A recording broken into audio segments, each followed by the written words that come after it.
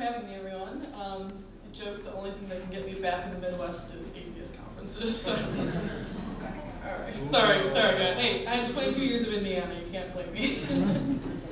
All right. So Heaven gave a little tiny preview of my talk, basically saying, atheist movement. If you look around the room, where you go to a lot of different atheist conferences, tends to be kind of male-dominated. And when you think about religion in general and how it treats women, it seems like that shouldn't be so. But I do have to make a warning before I start my talk that I'm going to be using the F word a lot, and by the F word I mean feminism. So I just want to start with the definition so we're all on the same page. By feminism, all I mean is the theory of the political, economical, and social equality of the sexes. That's just from Webster's dictionary. It's a very simple, straightforward definition. Another saying that I like, a nice quote, is that feminism is the radical notion that women are people. So that's as radical as I'm going to get today. And there are a lot of stereotypes about what feminism is. So I want to start with what feminism is not. Feminism is not man-hating. I have lots of guy friends. I'm not out for a ploy to take over the world as women leaders. No, that's all right.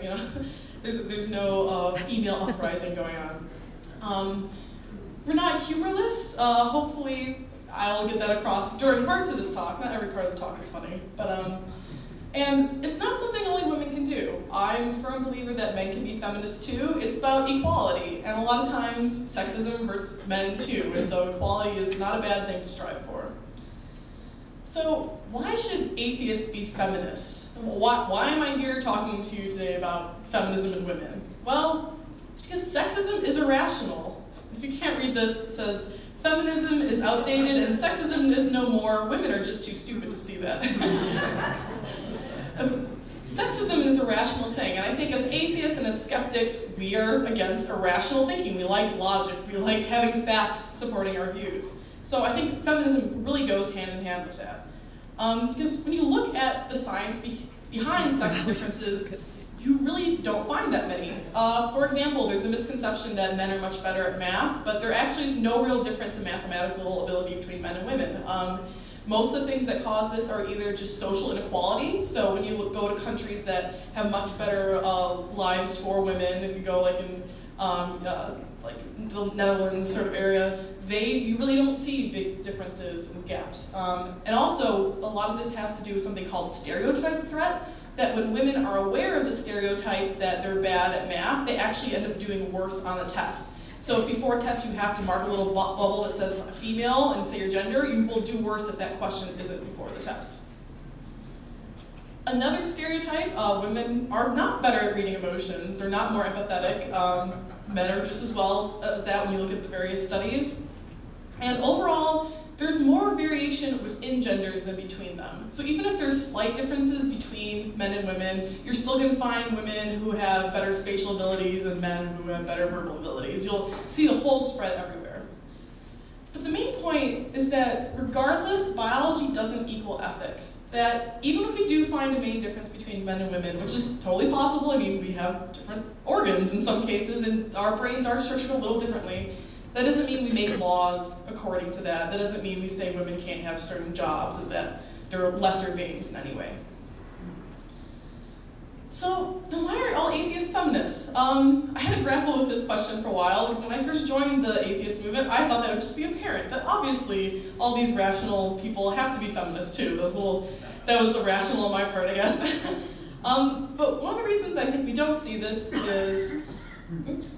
Sorry, I'm controlling two things at once up here. I might have technical difficulties. Is that one, atheists aren't isolated from their environment. How many of you here used to be religious? Raise your hand. Okay, well, pretty much everyone. I'm an anomaly. I actually wasn't.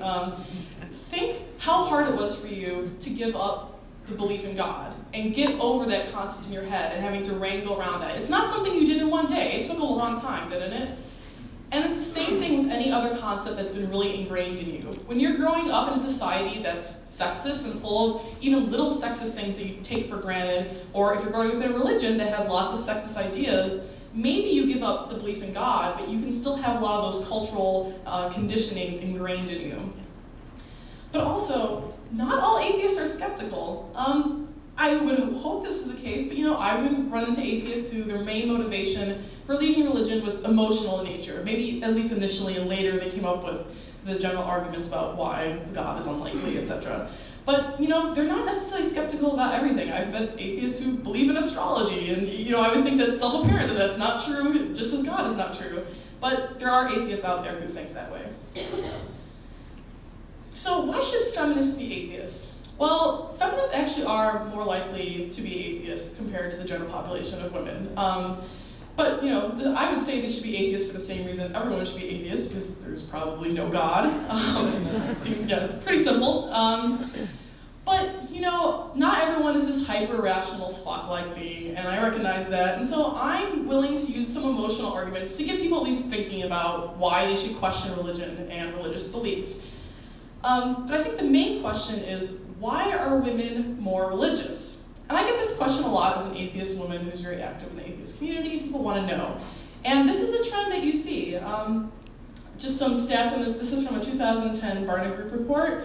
And it doesn't look huge, but in some things like Bible study, it's mostly 60% women in those groups. Or adult Sunday school, when you look at people who go, it's mostly women. And when you look around at atheist conferences, it's mostly men. There is a bias there. And repeatedly, when we look at Pew studies, it's just any sort of report on religion always shows that women are not only more inclined to go to church and do the social activities of religion, but also to believe in it.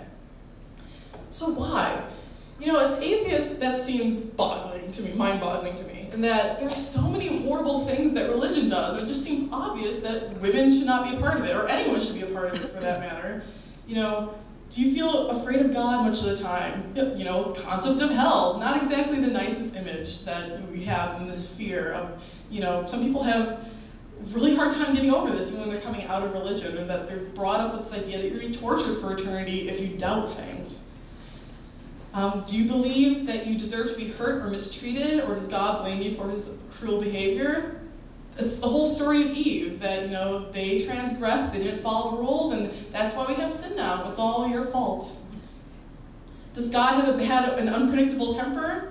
Does anyone know what this is from? Yeah, don't call a prophet bald, because God will send bears to kill you if you're a pack of children. I think it was 42 children. Yeah, God has anger management issues, to say the least. Does God hurt you or threaten to hurt or kill you? Well, God killed more people in the Bible than Satan did, so yes, I think that's an issue. Does God threaten to take your children away or harm them? Well, he'll ask you to kill your own. And he has no problem killing firstborns of non-Christians in the Bible. Does God force you to have sex? Didn't really ask Mary for consent. No. Does God act excessively jealous and possessive? First commandment, thou shalt have no other gods before me. And it didn't end well 2,000 years ago if you worship Baal. Or just, people, you would get destroyed for that. And does God control where you go or what you do? That's pretty much religion, isn't it? That's what religion does. It's a set of rules, and that's how you have to follow it, or you'll get all these horrible things happening to you if not. But the thing with this list, is I tricked you a bit, is that this isn't just something I came up with. This is actually from list, are you in an abusive relationship? And I changed partner to God in all the quotes. And I think that's really telling as to why so many people, especially women, have a hard time leaving religion. Because it is a lot like an abusive relationship, in that people sometimes don't even get how abusive relationships work. Like, if you know you're being abused, if you know you're being harmed, if you know you need to get out, why can't you? And those things are really hard to leave because there's a power dynamic. You're afraid to leave because they've set up all these threats that all these horrible things will happen if you leave, and you lose all your support networks. And I think that's really what religion is doing to a lot of people, especially women. Now, a lot of religions do different things to control women, and I'm sure a lot of these examples you'll know about. Orthodox Judaism, they refuse to let women initiate a divorce. You have to sit separately in the synagogue and dress modestly and wear head coverings after marriage. And any decisions about birth control or abortion are made by a rabbi, not a woman. So the woman has no choice in that. Evangelical Christianity. I found this quote by Rick Warren, which I don't know if you remember, but he's the one who gave Obama's inaugural invocation. And he said that spousal abuse is not an acceptable reason for divorce, because God's law is more important than what's happening on earth, and you have to work through it because you made a vow to God. So even in the religious law, it very parallels the abuse idea. And then there's the thing, the quiverful movement. Who's not familiar with the quiverful movement? Anyone not heard that term before? Okay, good number. So the quiverful movement, this is what the Duggars from, I don't even know if they're on now, I think it's like 20 and counting, 19 and counting, they have a TLC show.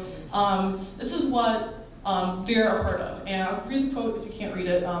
This is from Psalm 127. Lo, children are the heritage of the Lord, and the fruit of the womb is his reward. As arrows are in the hand of a mighty man, so are children of the youth. Happy is the man that hath his quiver full of them. They shall not be ashamed, but they shall speak in the enemies of the gate.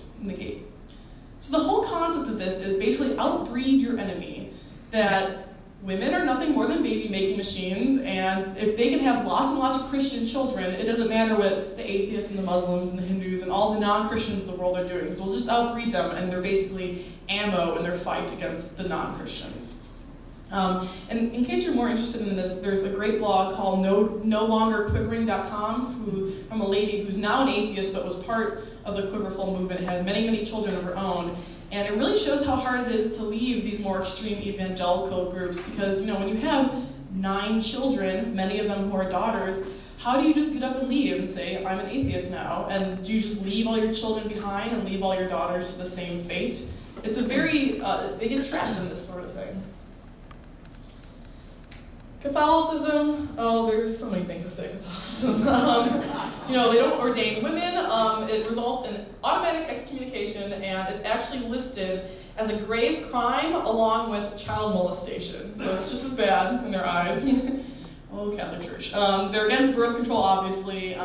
They're against abortions even when it's done to save a woman's life. And a lot of hospitals have lost their Catholic affiliation and funding because they chose to save an adult woman and give her an abortion instead of just letting her die. And there's a study that's recently been exposed that in Australia in the 70s, they actually had 150,000 forced adoptions where women who the Catholic Church deemed unfit to be mothers, so usually this younger women, maybe 17, or just not from as good of a family, they literally would force these women to give birth and then steal the child away and give them to good Catholic families to raise them. 150,000 women had this happen to them in about a 20-year period. Now, people say, Jen, that's just organized religion, that's just how people use culture in their religion, and you're not really looking at the Bible. But when you look at the Bible, it's just as bad, and they tell you how to be ladylike. I don't expect you to read all this, but, if a woman has a son, she's unclean for a certain amount of days, but if she has a daughter, she's unclean for about twice as much. It's dirty to have daughters, that's bad. If a woman can't wear anything that's a garment of a man, can't wear pants, oops, oh well. It's not just the Old Testament. A lot of people like to say that, you're just looking at, like, Jesus came and made everything better one day, Jen, come on. And no, if you look at the New Testament too, there are a lot of bad things, Women keep silence in the churches, for it is not permitted unto them to speak. And if they learn anything, let them ask their husbands at home, for it is a shame for a woman to speak in the church. The very famous quote, submit yourselves unto your husbands. They have to adorn themselves modestly. And the big take-home message here is that Adam was not deceived, but women being deceived was in the transgression. So basically, women deserve all this because, they screwed us all over because they ate that apple and they shouldn't have done it. So there's no real argument why we shouldn't have to treat them differently. So I like to play a little game, test the audience, biblical knowledge. And I want to see if you guys know the punishments for some of these crimes that women commit in the Bible. So if you know the answer, just shout it out. We'll do it crazy. So wearing showy jewelry and clothing. Death. Ugliest, misery and death. So death is part of it. So you're close. I don't know the order that comes in, and it's like, you get really ugly, and then you're sad about it, and then you die all at once. No. Having sex while on your period. Oh, that'd be death. Well, banishment. Yeah, I heard it. Someone knows over there. All right. Adultery. It's stoning, but the goals die, so I'm sure, that's close enough. I'll give give you credit. All right, being a non-virgin. Yeah. You guys aren't very creative. I mean, so it's stony again. Except if you're a priest's daughter, then you burn her. So there's a little exception there. Yeah. All right, touching a man's junk during fight. Yes, your hand is cut off. This is even if you're like defending your husband, you don't touch. That's bad. And if you rape a virgin, marry her. Yep, you have to marry her. Yeah. So, yeah, dowry. So the whole concept behind this is, she's damaged goods now, and you just destroyed someone's property, basically. What is she worth if she's not a virgin anymore because you raped her? So you get to marry her. It's like, you broke it, you buy it. That's how they see, that is how the Bible treats women. But, and then these horrible things, horrible, having sex while on your period, it would be a little gross, but it's not really raping someone, you just get banished, so. Oh, the Bible. Now, again, I've been talking before, and Jen, those are just extremists. Like, no one actually follows the Bible like that. Is it just extremists? No. So 14% of Canadians and 31% of Americans are biblical literalists, and 41% of Americans think Jesus will return in 2050. This is a serious issue. This isn't 1% of the population. It's not some fringe minority. These are the people who are going out and petitioning in the streets to change public policy. This affects us. This isn't just someone sitting in their house having crazy ideas. There's been abstinence-only education in this country that is basically increasing teen pregnancy and STDs. It doesn't work. We know it doesn't work through science, but it keeps getting funded because religious people push it. There are funding cuts for Planned Parenthood all across the country. Reduce access to contraceptives, which doesn't make sense because they also want to restrict abortions, and contraceptions kind of help that, but then it's really, they're anti-sex. They're anti-women having sex. And they want to punish women for having sex. And the final one, injecting bad science into abortion procedures. A lot of states now, I think one was Minnesota, the other was Indiana, which is, yay, my home state, good job. They want to have doctors do certain things before they allow you to have an abortion. Like one of them is just, they make you have an ultrasound and look at it, because it's like, look at this poor little baby you're killing, and try to emotionally manipulate you. But they also tell you things that are just downright lies. In part of the law in Indiana, they say to tell that a baby has, or a fetus has a heartbeat at a certain week, which is not true. It's like 20 weeks after what they say. They try to tell you that abortions are linked to breast cancer, and they're not. It's very tenuous. There's no real good data showing that. And this is getting written into our laws. And even scarier, this isn't just people voting. These are people running for president. Now, I have a lot of friends who are like, Jen, don't get scared about these crazy people. They have no chance. The fact that they're running at all, and there's more than 0% of people in polls supporting them, terrifies me. These people shouldn't be able to get anywhere near the presidency, because you never know what happened. We elected George Bush twice, so you never know what happens. And these people could be making laws. They could be forcing their religious beliefs on us, and specifically, it hurts women.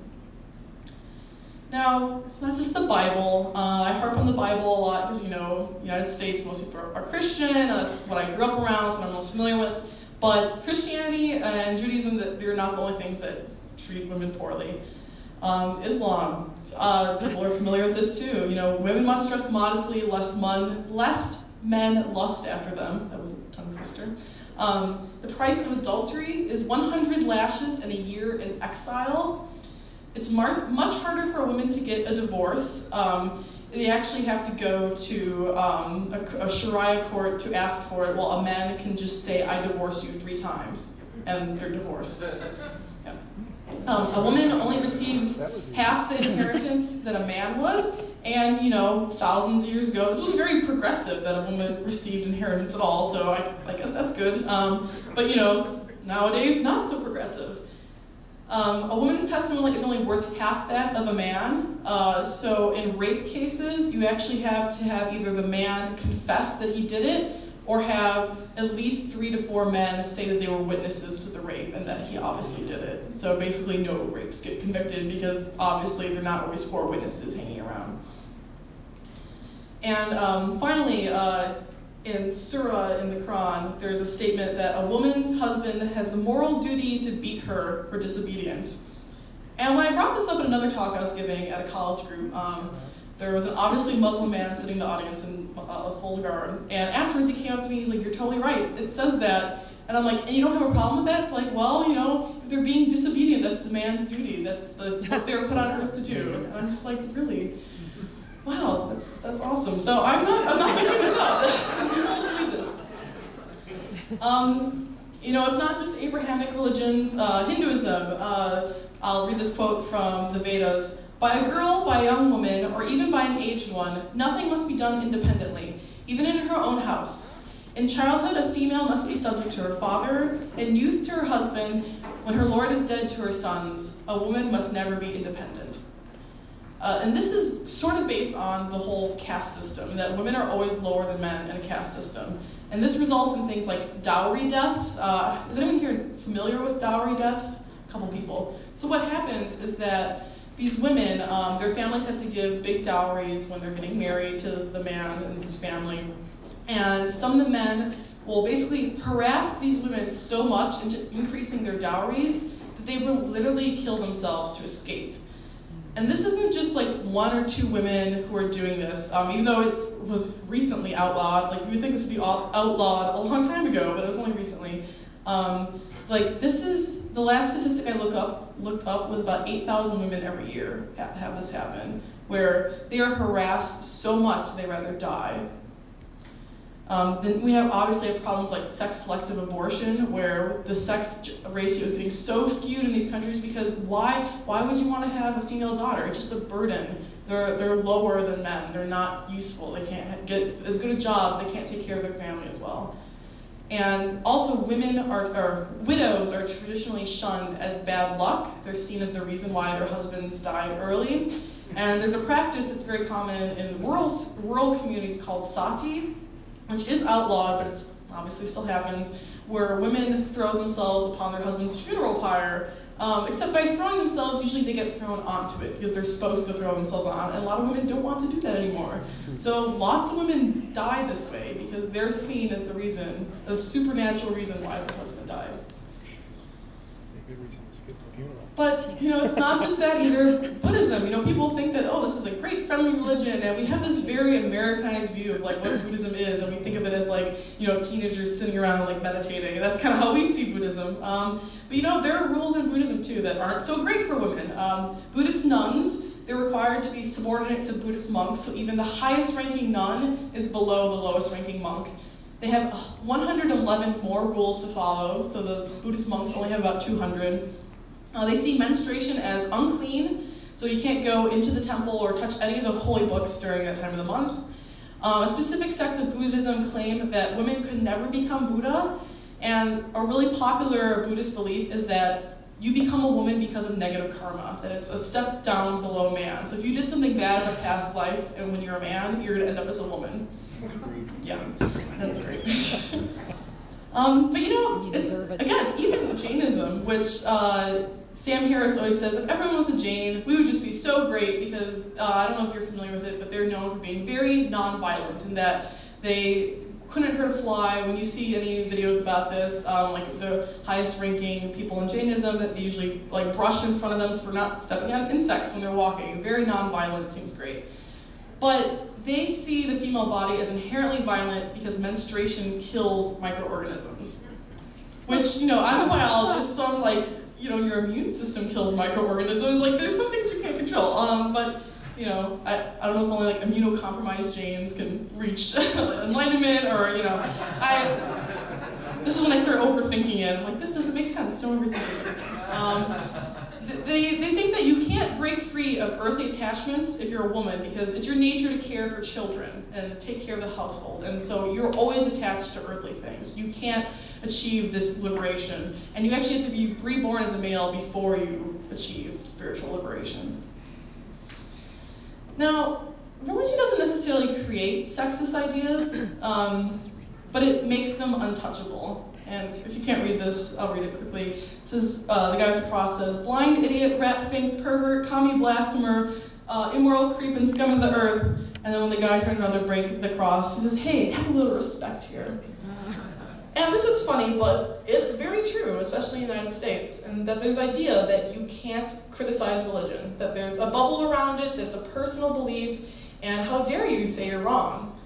And I think that's a lot of reasons why even the most benign bus ads that say we exist upset so many people, because our existence says I disagree with you, and people get upset by that. But the way I look at it is that religion is an idea like any other idea. We have no problem criticizing political ideas or your favorite toppings on pizza, and that's about as much respect religion should get. That, if you can't support your ideas with any factual evidence or logical arguments, they don't deserve respect, and they have to stand up in the marketplace of ideas just like anything else. Now, this is a problem, obviously, when you deal with things like the religious right. They have lots of things where, we can't touch it, even though it's an idea that's going to affect us, because they say it's in the name of religion. So they want to limit distributions of birth control pills, reform sex education, so it's only encouraging sex within marriage or abstinence.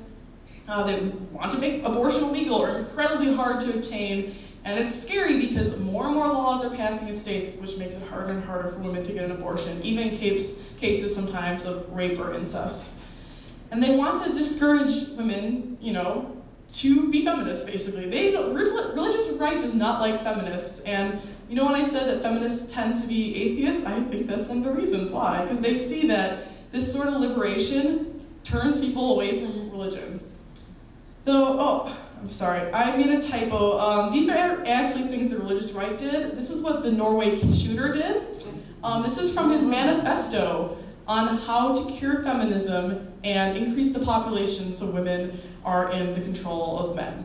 And I include this not to scaremonger, well maybe to scaremonger a little, but this is what the religious right are saying, verbatim. I did not quote mine this at all. But when a crazy man who kills people says these things, people say, well, he's just crazy, it has nothing to do, like, obviously it's wrong. But when your pastor says it, or when people running for president say it, we can't disagree with it because it's their religious belief, even though they're saying the same exact things.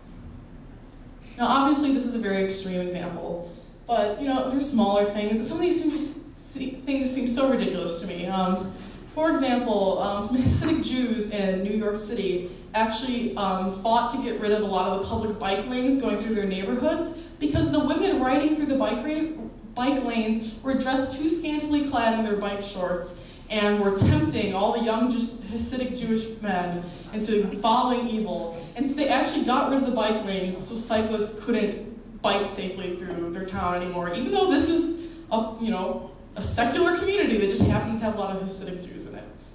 Another example that is just kind of ridiculous to me, there's this thing called the Orchid Project, which was just on, I forget what college campus it was on, but it's on a college campus, and what they were doing were they were handing out these little pocket mirrors to women who just passed by in their open area, and said, you know what, our goals are to shift women's perspective from expectations and limitations of belief patterns, society, cultural, or religious conditioning in terms of sexual health. So they gave it with a little note card that had female anatomy on it. It's like, learn what your vagina and vulva look like, because a lot of people, never look down there because they're told it's bad and dirty and evil.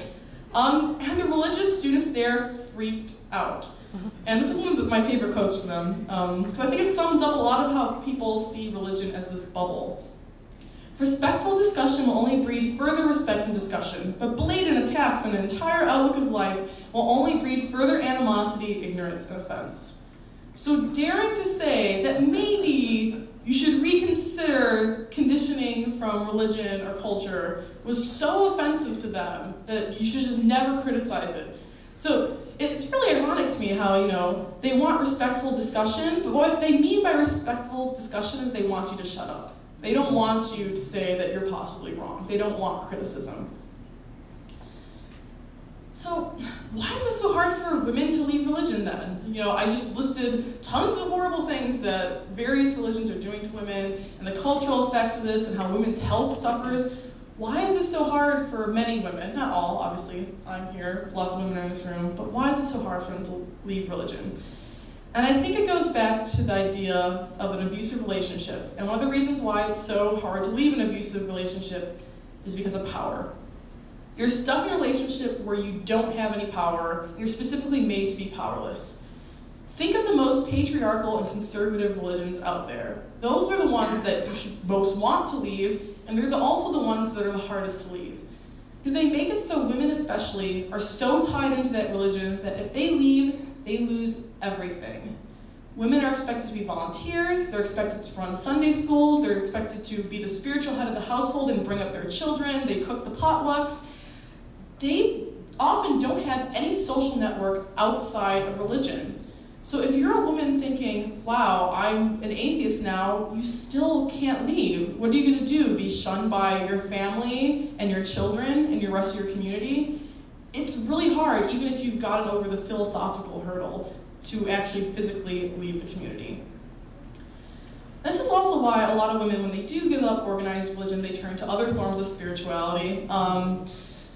For example, feminists who aren't atheists are more likely to be spiritual and do things like yoga, Reiki, Zen meditation, paganism, and Wicca. And all of these things sort of base themselves on the power of women, and that like Wicca is very much about mother goddess and nature and something being powerful about women's sexuality. And they sort of turn to that because it's refreshing to once in your lifetime have something where you're kind of in charge and you do have power and you're not just powerless to either men in your church or God, who doesn't like women very much. And the other thing women turn to a lot is this idea of women's intuition, that women have this special metaphysical ability to just know things. You've heard about that. It's like, well, women have this special power. They just know sometimes. But it's bullshit. I mean, it doesn't exist. And the thing with all these things, and Wicca and intuition, is they're just as much bullshit as Christianity and Islam and Hinduism. And so even when women are turning to these things as a source of power, they're really still powerless because they don't exist. Now, that's kind of daunting. Sorry if I depressed you after Hemet's very uplifting, yay, secular students talk. But is closing the godless gender gap possible? Can we get more women to leave religion and join atheist communities, or just leave religion in general? And I think the answer is yes. This is a study that actually just came out 2 weeks ago by the Barna Group, where they compared trends from men and women, what they said about their religious cultural practices in 1991 and 2011, so 20-year gap. It's terrifying to me that 1991 was 20 years ago. So, for example, you can see overall downward trends, so that's good. The dark color is from 91 and the lighter colors are from 2011. And yes, I used very stereotypical colors, I recognize that. You're all culturally conditioned, so I was making it easy on you. I could have flipped them around, you would have just been confused. But for example, when you look at church attendance, both men and women, decrease. Sunday school attendance, decrease. Volunteering at church, decrease. Bible is totally accurate, decrease. Read the Bible weekly. Oddly, men haven't changed that much, but women greatly decrease. And there is still a gap between men and women. As you can look, if you look at the current years, men still do these things less. But we're making progress. The so-called new atheists, I think we're having a big effect on these communities just by showing that, yeah, new atheists, firebrands, ooh. That you can leave these communities, that there's another option out there, and that these things aren't necessarily treating you well. So what can we do to help to get more women to leave? So these are actually 2 steps from leaving an abusive relationship, but I think they parallel perfectly what we have to do to get women to leave religion. So first you have to realize there's a problem and that you're worthy of more than what your partner's giving you, or in this case, what religion's giving you. And again, I think this is what the firebrands and new atheists are great at. We write books, we scream in the streets, we have crazy events where we say stone us with water balloons, and we show that, hey, you may never have thought about this, but there's a problem, and you deserve better than having religion put all these special restrictions just upon your gender. So I think we're doing a great job at that, especially on the internet. There's a great internet community that people who are stuck in the middle of nowhere can still Google up something and see arguments against God. And the second step is to confide in a friend or support system. And I think we're getting much better at doing this. The fact that we have a conference, we can all gather together and chat and hang out, that's awesome, that we're getting more and more local groups. But I do think we can do it just a little better, just by expanding, making our groups more active, getting more groups in smaller areas, which is happening. And I think over the next couple of years, you'll see this grow. So again, community is so important. Like I said, when you're a woman leaving religion, or really anyone leaving religion, you're leaving behind that community, that you're leaving behind that social network and that safety net, and even just people to do fun things with. So we need to provide this safe landing place for people who are coming out of religion, and have communities to replace old ones. So these are just photos from my group at Purdue when I was there for undergrad, and we would just sometimes do things like go to dinner, or have a free hugs event, or just do fun little things, movie nights, game nights, where we're just hanging out and not even talking about atheism for an hour, just because that social thing is really important. And this is a huge quote, I apologize, but I'm gonna read the whole thing. This is from a feminist blog I like, Humanist, and it was a Jewish woman made a post just like a week ago saying, why be religious? And this was one of her main reasons why she was still very devoutly religious, and I'll read it because it's huge. I found people who want to meet me because I'm Jewish and I'm new in town. I'm invited for meals or board games. I've been invited out for drinks and met some awesome friends. It's Insta community. Along those same lines, I've been astounded at the support that my Jewish community offers. A couple of my friends have been really sick recently, and it's been incredible to see the community mobilize around them. In my eyes, that's enormous. As activists, we talk so much about supporting people who are marginalized, and some of the best work that I've seen towards this end is through my synagogue. My ill friends were brought food and volunteers ran their errands. They needed volunteers to manage the volunteers. Furthermore, my synagogue offers consistent, quiet support to members in the community who have fallen on hard times and may need some meals or financial help. So when activists talk about how damaging religion is and how we should do away with it, I really worry about that train of thought, because this kind of grassroots support is exactly what we're trying to facilitate. It seems like throwing the baby out with the bathwater. Now, I picked this quote, it was from the main post. This post got about 240 comments. I didn't read everyone in depth because I have better things to do with my life. I'm a grad student, I'm busy. But I skimmed through them. I searched for the word community, it popped up 164 times. Many of the posts were saying the same things, and many of them were saying, I'm an atheist, I don't believe in this supernatural BS, but I still go to church. And I like, having people to go to potlucks with, and exactly what she said, offering this sort of community support. And I think we're getting better at that. But again, just think of the specific examples she gave. Do we have things in place yet where we can help people who are sick and bring them food? Do we have things where if people fall on hard times that we can help them financially like a church usually would?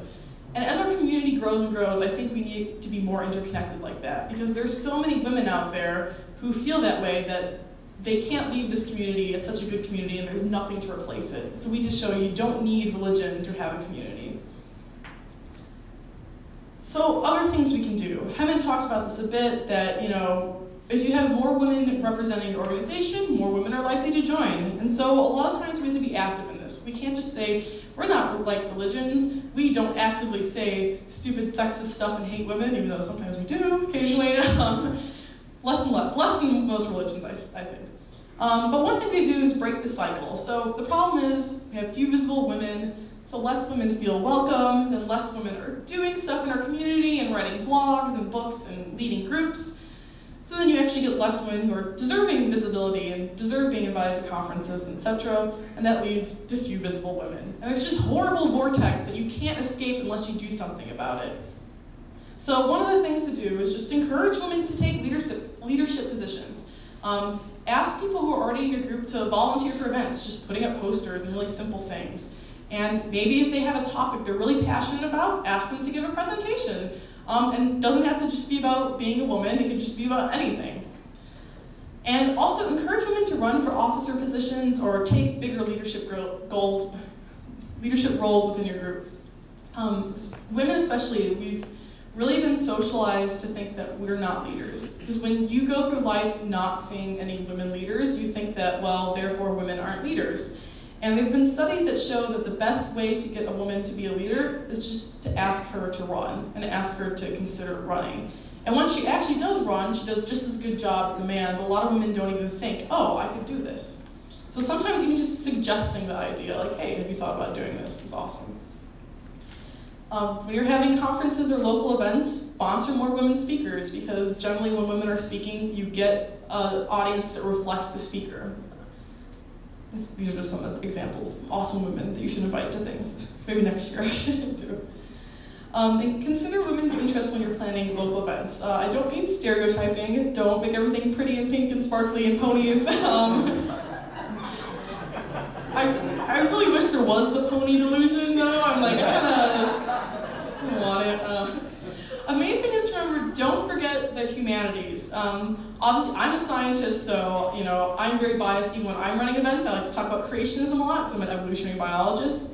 But science and philosophy, which atheist groups love to talk about all the time, are already really male biased. When you look at classrooms there, it's already so skewed that if you're drawing from a skewed pool, you yourself are going to have a gender skew.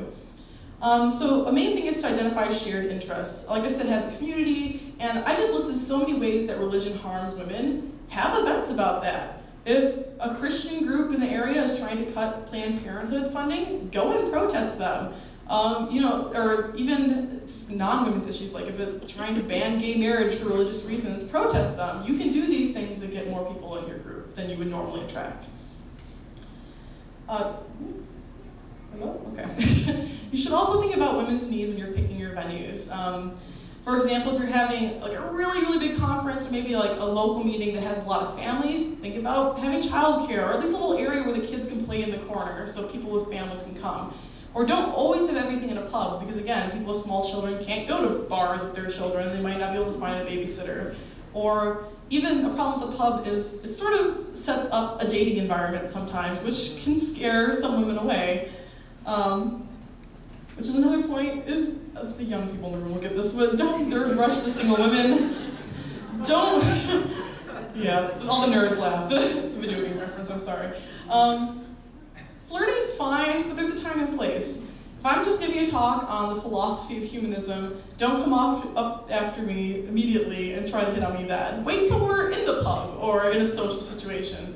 And if your group has a low quantity of women and there's the one new female who walks through the door, it's not good if all the single guys just swarm onto her.